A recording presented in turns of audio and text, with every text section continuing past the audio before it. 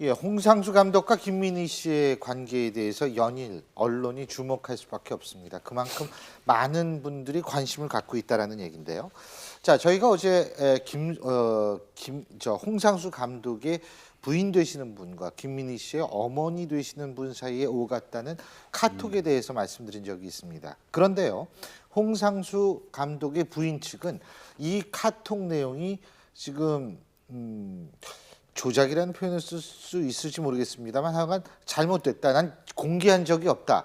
그래서 언론중재위원회에 고소하기로 했다고 하는데요. 자, 기자신 제소. 예. 제소하기로 했다고 그러는데 기자시니까요. 일단 어떻게 보십니까? 언론중재위원회에 제소를 하게 된다면은 그러니까 명예훼손이라든지 언론중재위원회는 사실은 어떤 고소 고발이 아니고 그렇죠. 이것과 관련해서 거의 정정 보도 내지는 기사의 삭제 이런 정도의 어떤 수준입니다. 협상 그래서 내가 언론에 의해서 어떠한 점에서 이게 그 피해를 봤으므로 거기에 대해서 구제를 해달라라고 얘기하는 그 정도 선이거든요. 만약에 이것이 좀 더 심한 그 다음 단계는 사실은 민형사상 그렇죠. 고소죠. 민형사상 고소를 하는 것인데 사실상 그 내용은 맞다라고 보여집니다. 객관적으로 바라봤을 때. 그런데 지금 말씀하셨듯이 일정 부분 편집이 되거나 이런 어떤 부분들이 짜깁기 정도의 선에서 내가 너무나 그러니까 지금 그것을 바라본 사람들이 어떻게 느끼냐면 사실 양쪽 다 너무 막장이 아니냐.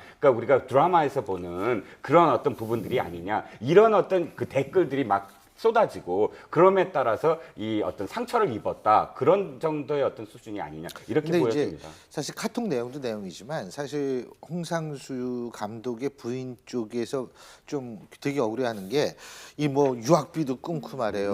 뭐 광고에 끊어져 그쪽도 이거 전혀 사실이 아니라는 겁니다. 그쪽에서 얘기하는 거는 그러니까 그 부분은 사실이 아니라고 확실히 얘기를 하는데 카톡 내용은 본인이 카톡을 보여준 적도 없고 짜집기 했다.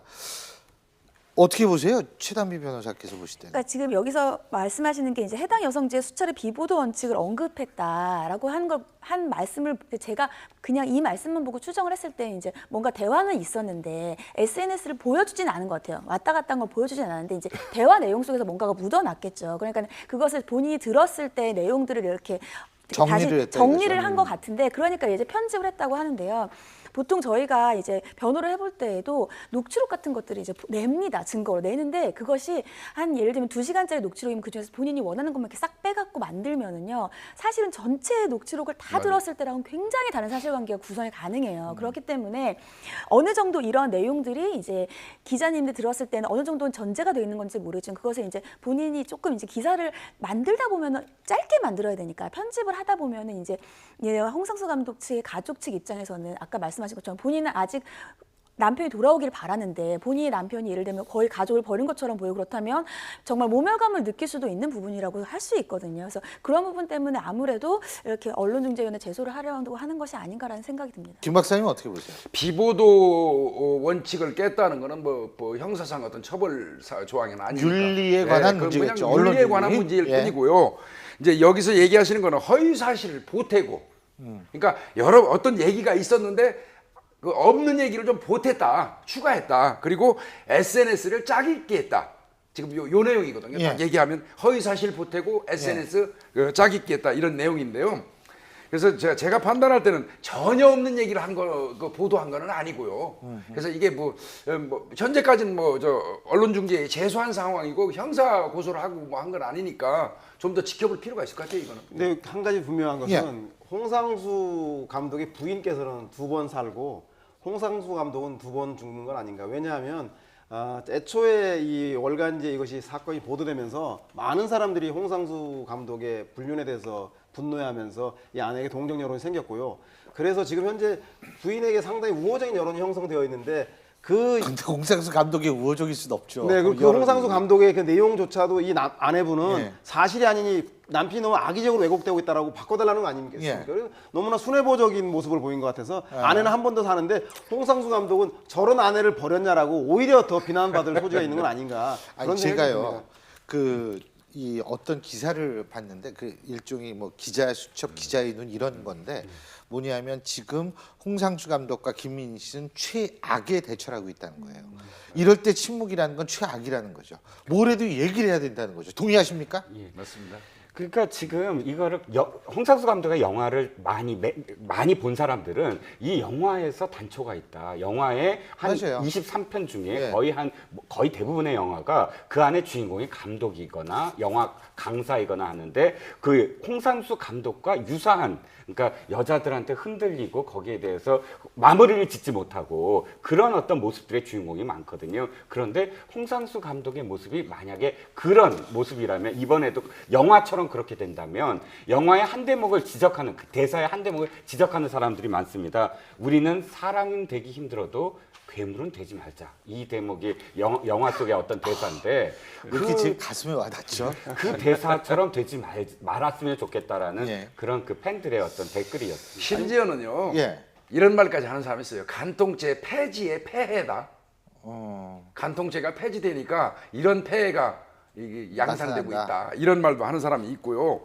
뭐 사랑, 남녀간의 사랑 관련해 가지고 나이가 많고 뭐 나이 차이가 많이 나고 이런 거하고 관련 없겠지만 주로 연세 드신 분들이 아내가 그런 얘기를 많이 대한민국은 그 법적으로 저 결혼 제도가 그럼요. 법률론이 존재하는 나라잖아요. 사회적 계약은 예, 안 사실 해하고 사회적 차원에서 보호가 돼요. 이혼하고 뭐 만나도 상관이 없죠. 근데 이제 그런 부분이 안 지켜지니까 비난을 받고 있는 거고요. 더더군다나 이분은 또 예술가, 영화 감독으로서 리더잖아요. 이분을 보고 다른 사람들한테 미치는 영향도 좀 생각을 할 필요가 있지 않겠어요? 근데 이 문제, 이제 오늘 또 다른 여성지에서 무슨 얘기가 나왔냐면 이 홍상수 감독이 20년 전에도 어떤 다른 여성과 뭐 좀 그래서 이혼을 또 얘기를 했었다라는 보도가 나왔습니다. 물론 홍상수 감독 측은 이 부분에 대해서 다시 그게 아니다, 그거 틀리다 이렇게 또 얘기할 수가 있겠죠. 근데 이제 이것도 그러니까 이게 있잖아요. 지금 굉장히 그런 얘기들이 많은 게 뭐 그 남편이나 관리를 잘하라고 그랬던가요? 뭐죠? 뭐 남편 관리나 잘하지 그러셨어요. 예, 그 얘기도 홍상수 감독 부인 측이 얘기한다기보다 지인이 이게 네. 들은 얘기를 했기 때문에 그 얘기도 사실인지 아닌지 사실 여부는 우리가 판명을 해야 된다는 거거든요. 근데 이 얘기도 제가 조금 봤더니 지인이 얘기를 한 거예요. 그렇죠. 이게. 그러니까 이것도 또 얼마든지 아닐 수 있는 확률도 있다라고 보는데 어떻게 보세요? 만일 사실이라고 가정을 한다면. 만약에 사실이라고 가정한다면 이제 홍상수 감독한테는 다시 돌아올 수 없을 정도의 심각한 도덕적인 치명상을 입는다고 볼 수 있죠. 그러니까 사실은 이제는 아까 김복준 교수님께서 설명하신 것처럼 법적으로는 지탄해받지 않지만 아직까지도 우리나라는 굉장히 이런 문제에 대해서 도덕적인 지탄이 많은데 한 번이라면은 도덕적 지탄이 있지만 뭐 예를 들자면 사람으로서 그럴 수 있겠다라는, 예를 들면은 그런 심정이 보태질 수는 있을지 몰라도 이것이 두 번이 인정이 된다면 이것에 대해서는 진심 어린 사랑이라기보다는 본인의 이런, 예를 들면은 그런 법적 용어로 습벽이라고 하는데 뭐요? 습벽 제가 그렇게 어려운 얘기 자꾸 쓰지 말라고 제가 몇 번 말씀드렸는데. 버릇이라고 해요. 상습적인 버릇. 예, 그런 거라고 하는데 그런 것들로 이제 비춰질 수가 있거든요. 그렇다면 과연 안 그래도 도덕적으로 지탄받는 거에서 그냥 사랑에 넘어서는 그런 다른 더 도덕적인 지탄이 있을 수 있기 때문에 사실은 굉장히 복귀가 어려워진다라고 볼 수 있겠죠. 근데 지금 홍 감독이 현재는 그 아무 말도 안 하고 있잖아요. 그렇지만 이쪽 측에서는 지인이라도 동원돼서 얘기를 하고 있잖아요. 그러니까 지금은 맞고요. 나중에 홍 감독이 나타나고 다시 그때는 잘 틀릴 얘기하면 수 그때는 있겠다. 틀릴 수 있어요. 지금 근데 표현이 이 아주 기가 기사에 막히시네. 또 다른 측면이 있습니다. 사실은 20년 전에 스태프와 불륜의 단계에 있었다라는 것만이 아니라, 그런데 그때 마음을 잡고 돌아와서 20년 동안을 가정에 헌신을 했다. 이런 대목이 있거든요. 그러니까 맞아요. 이걸 지인이 말한 이유는 이번에도 돌아와서 헌신할 수 있는 사람이다. 이걸 강조하는 기사일 수도 있습니다. 뭐 영화 감독이니까 예술가인데 예술가의 자유로운 영혼 그리고 그들의 배우와 감독의 사랑 그것을 탓할 사람은 없을 것 같아요. 하지만 아까 말씀드린 대로 결혼을 한 그 사회적인 계약 관계에 있는 사람이고 또 두 분 다 한 분은 감독이 한 분은 배우로서 공인으로서 많은 사람에게 특히 청소년들에게 그 영향을 많이 줄 수 있는 분이기 때문에 이것에 둘이 사랑을 탓하는 게 아니라 이 사랑에 대한 책임을 분명히 져야 한다. 그리고 가정에 대한 책임을 져야 되고 그 책임에 걸맞는 행동이 필요한 게 아닌가. 이제 홍상수 그 감독 더 이상 침묵할 때가 아니라 명확하게 이 입장을 밝히고 이 사건을 마무리해야 될 것 같습니다. 결혼은 흔히 사회적 계약이라고 얘기를 합니다. 우리가 여러분 결혼식에 이제 쫙 가지 않습니까? 하객으로. 거기 왜 가십니까? 일부는 돈 내고 밥 먹으러 간다. 이렇게 생각하시는 분도 물론 있겠지만 사실은 우리가 그래서 가는 것이 아니고요. 결혼이라는 사회적 계약에 대한 증인으로 사실은 가는 겁니다. 그렇다면 결혼이라는 건 분명히 사회적 계약이고 사회적 계약이기 때문에 그만큼 사회적으로 보호받아야 될 존재라는 것을 의미한다고 볼 수 있는데요. 바로 우리가 지금 홍상수 감독 문제에 대해서 얘기하는 이유는 그 사회적 계약이 지금 상당히 사회적으로 보호받지 못하고 그리고 굉장히 위태로워지기 때문입니다.